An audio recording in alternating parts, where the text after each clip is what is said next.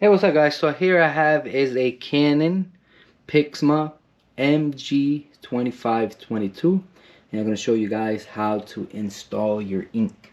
So you have this bottom part of the printer. You will slide it open and you can see which one goes where. So color will be on your left and black will be on your right. So once you line it up, once this open up, it will line up. You grab your ink, take this tab off. So this one right here will be your color. You'll grab it.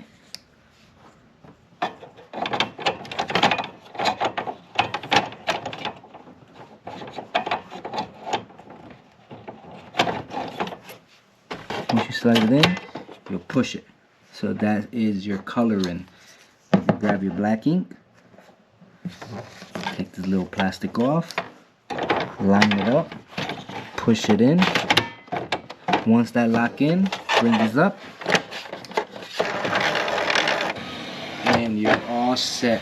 That is how you put your ink in. Very simple and easy. So it is all set now, good to go. It will do whatever it has to do, and it will be all set. Let it run, it will stop. Awesome.